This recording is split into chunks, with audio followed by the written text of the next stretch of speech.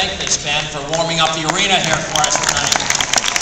John, Michael, Jamel, Jess, David, thank you so much. We're grateful as you take a short break for yourselves.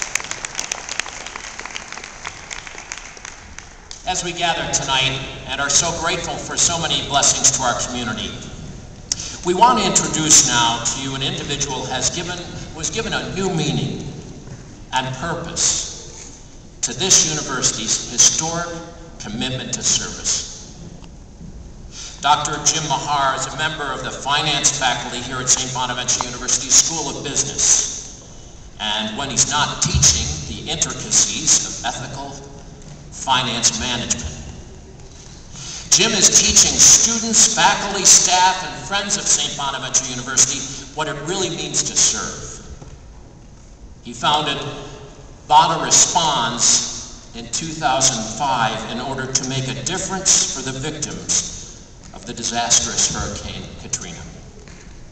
Today, now 3 years later, we can't imagine Bonaventure without BonaResponds. I'd ask you with me and with our whole university community to please welcome now Jim Mahar.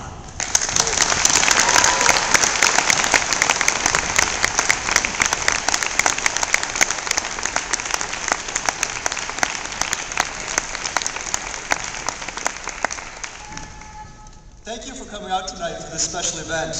It is an event to celebrate St. Bonaventure's 150th anniversary of the founding, but it's mainly an event to celebrate service and to thank all the volunteers for every event they've ever done for what they've here today. But especially to thank the people who have helped in Katrina after the aftermath of Katrina. But before we do that, I want to take a second out to thank the people who do a lot of the work but get none of the publicity. The people who allow us to go to do what we do. The neighbors who take care of our pets, who water our lawns, etc. The mothers who babysit or care for pets. And the people who lend the financial support. We would not be able to do what we do without you doing what you do. So thank you personally from me.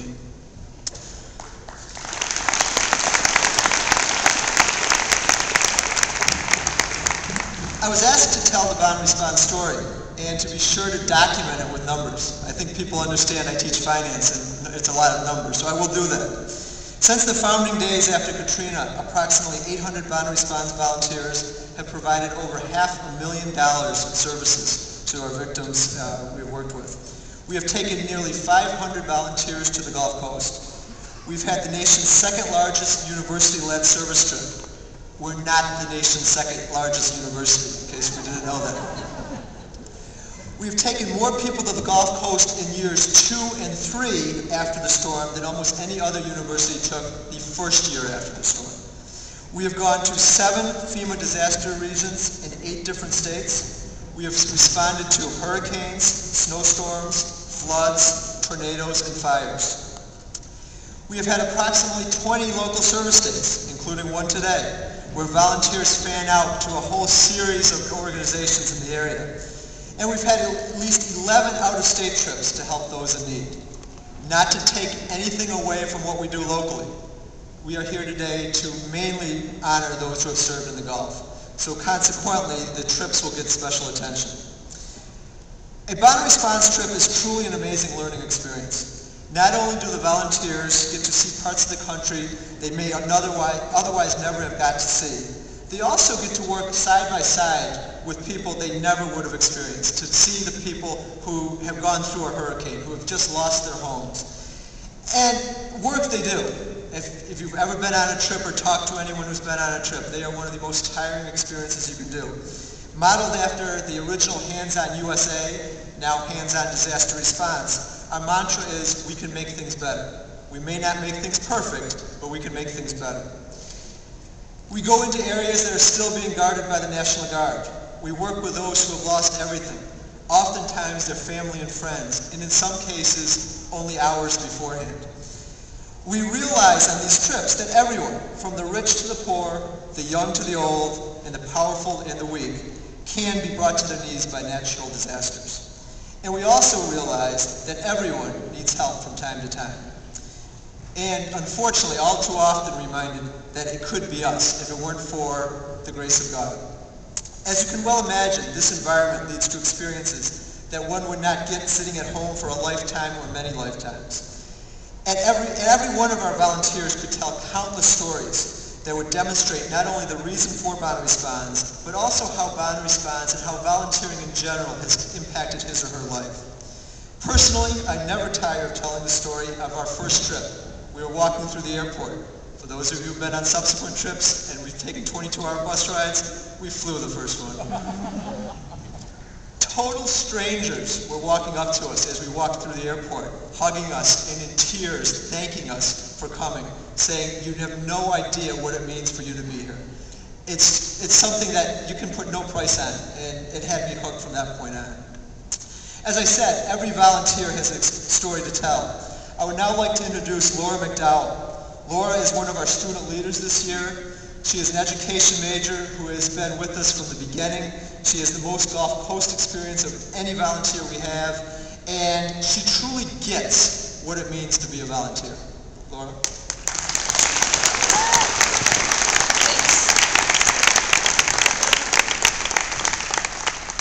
BonaResponds has been one of the most genuinely good experiences in my life. It's helped me make good friends, to do good work, but most of all, it has helped me on the good journey.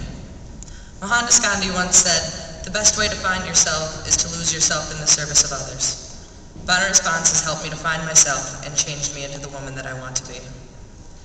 The bond gained by working next to someone towards a common, selfless goal is powerful. It's a bond of love.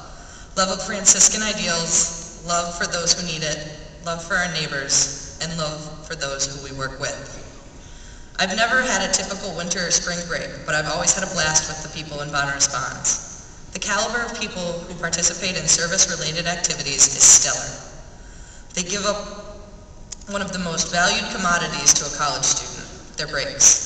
They sacrifice a Christmas vacation with their families, the paychecks they could have been earning, and even trade bikini tops and flip-flops for Dickies and steel toes. The community members, faculty, staff, and students all have good hearts and are on the good journey. But let me tell you, they also have a really good time. Whether we're saying namaste to the Mississippi sunset while having a beachside yoga session, playing card games to get us through the 22-hour bus rides, finding the humor in our lack of construction skills at a work site, or enjoying jazz music on the New Orleans streets, BonaResponds finds a way to have a good time. BonaResponds has become my slightly dysfunctional, ever-changing, and always awesome second family. When people ask me why I give up my Saturdays and breaks to do BonaResponds, I can't help but think, why not? Although I'm not by any means a business-minded individual, I have learned a thing or two from hanging out with Dr. Mahar. When you weigh the cost-benefit analysis of volunteerism, there is no contest. I might have to spend $200 to get to Mississippi, eat mess hall food, and sleep in a tent, but I feel great about what I'm doing with my life. The people I serve feel love and gain quality of life. My parents are very proud of me, and most importantly, I help spread the message of charity, poverty, and love that St. Bonaventure University was founded upon. With service like BonaResponds, the benefits astronomically outweigh the costs. The work we do helps improve the quality of people's lives, but it also touches their hearts. A woman and a volunteer were admiring the questionable carpentry and less than perfect drywalling in the woman's house. The volunteer said, I'm so sorry for the quality of work we've done. We're just college students and we've never done this type of work before.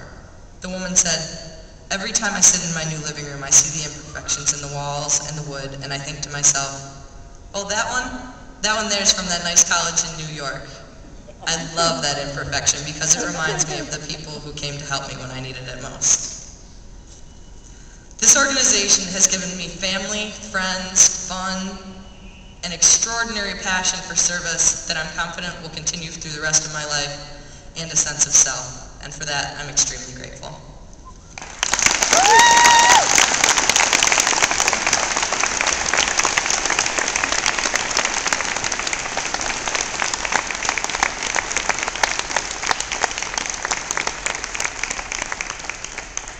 Thank you, Laura. And as much as I would like to, and indeed I think we would all like to think, that's why we do what we do, that's not why we do what we do. The real reason BonaResponds does what it does, in fact, any of the volunteer organizations on campus or anywhere does what they do, is not because of the volunteers. Sure, volunteers get a lot out of it, but the real reason we do it is to help the people that we're helping. The story cannot be told by us volunteers. It has to be told by the people who we are helping. I can't do it. I'm going to try, but I really can't. The real story of BonaResponds is the story of the family in New Orleans that because of what we did is now back in their homes and they otherwise wouldn't be. It is the story of the people in Pearlington, Mississippi. Pearlington, Mississippi, you may never have heard of. It's a town of 1,500 people right on the Louisiana-Mississippi border. We were told last spring break, remember, 1,500 people, pre-Katrina, they've had over 40 suicides as of last spring break. To put in perspective, this is post-Katrina, to put in perspective, that would be over 500 people only in New York committing suicide out of depression after the storm in 2.5 years. Maybe, just maybe, us being there saved 1 or 2 of them. It is the story of the people of New Orleans, East Biloxi, or Long Beach, who now have a church to pray in because we've worked on it. And locally, it is the story of people in West Clarksville and Friendship who are here now today, who may have a home very quickly by hopefully this winter to live in because of what we've done over the past weeks. The real story of BonaResponds is their story. It is not my story. It is not the volunteer story. I would like to read from a few of the scores of letters that we received, thank you letters we received, that may hopefully give you a glimpse of what we do. From a Gulf Coast resident, the students of St. Bonaventure University spent their midterm break working on my property. Words cannot express what their effort meant to me and my community. Their gift goes far beyond the immediate labors. They gave us the strength to carry on. They not only helped rebuild, but also embraced us all with their faith and optimism. We will be forever grateful for their contribution. Or from an Iowa resident this summer. Thank you very much for all your help in my flooded home. BonaResponds was so great. I'm a single parent who needed help, and they were there for me. They did everything I asked and then some. I couldn't have done it without them. Please keep helping us. Everyone was so happy to have them in my neighborhood. I hope I can help repay you someday. Thanks again very much. And finally, from Buffalo. After the storm in Buffalo, we were up there for 7 weekends. These 10 people gave of themselves to help someone they didn't know, who didn't know where else to turn. They are a shining star. I can't express how I feel. I'm disabled with a spinal injury. I can only say God bless them for the work they did and do. They made our day and showed us that miracles do happen. That is the real BonaResponds story. The story of helping those in need, of making the world just a little bit better. It is a story that is not yet done.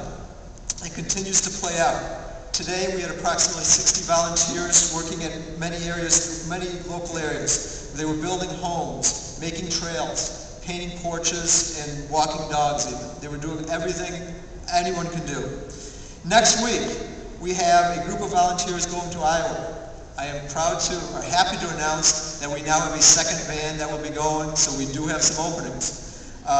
We are planning trips already over Christmas for the Gulf and for spring break to the Gulf Coast. We have many local service days, as well as a day in Buffalo coming up. But all the planning that we do, all the talk that we're doing here today means nothing without the volunteers, without people coming forward to give them themselves. Thus, I'm ending this speech the same way I started BonaResponds immediately after Katrina, with the request, won't you join us? We need you. There is much work to be done. We need you to volunteer. You're not too old. You're not too young. You're not too handicapped in any way. There is something for everyone to do. Won't you add to the next chapter of the BonaResponds story, and in doing so, truly change the world? Please stop by our tables, check out our website, BonaResponds.org, watch the newspapers, check the notice board, but please get involved. That's my one request for you tonight. Thank you.